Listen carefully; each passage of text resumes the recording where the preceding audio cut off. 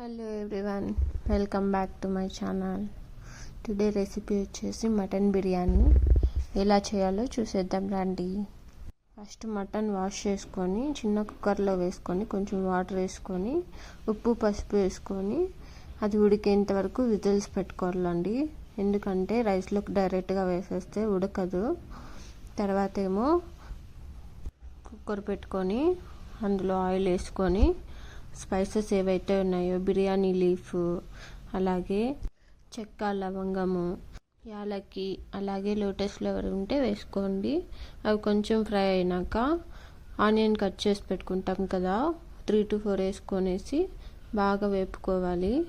Onion brown colour వచ్చేంత వరకు వేపుకున్న తర్వాత ఇలా బ్రౌన్ అయ్యాక మిర్చి 3 to 4 వేసుకొని బాగా వేయించుకోవాలి.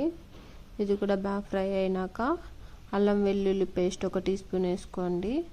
వేసుకున్న తర్వాత అది పచ్చివాసన పోయేంత వరకు బాగా వేయించుకోవాలి. అల్లం వెల్లుల్లి వేగినాక అదో తర స్మెల్ వస్తుంది.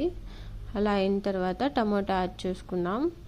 ఒక 3 to 4 వేసుకుంటే చాలు.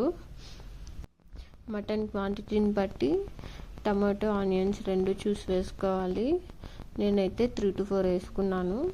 ఇలా చిన్నగా కట్ చేసి పెట్టుకొని యాడ్ చేసిన తర్వాత బాగా కలుపుకొని అవి కొంచెం మెత్తగా అయ్యేంత వరకు బాగా ఉడకనివ్వాలి. ఇలా రోస్ట్ అయినాక ఇప్పుడు చాప్ చేసి పెట్టుకున్న కొత్తిమీర, పుదీనా వేసుకొని బాగా కలుపుకొని అది బాగా బాయిల్ అయినాక ముందు ఉడకపెట్టుకుంటాం కదా మటన్, అవి పీసెస్ మాత్రమే వేసుకోవాలి. వేసుకొని బాగా కలుపుకున్నాక ఇప్పుడు స్పైసెస్ యాడ్ చేద్దాం. పసుపు, అలాగే మిరప్పొడి, అలాగే ధనియాల పొడి వేసుకొని బాగా కలుపుకోవాలి. మటన్ ఉడికిచ్చింటాం కదా, ఆ వాటర్ మిగిలింటే ఆ వాటర్ వేసుకున్న తర్వాత మీరు కొలతగా వేసుకోవాలి వాటరు. ఆ వాటర్ యాడ్ చేస్తే మంచి టేస్ట్ వస్తుంది.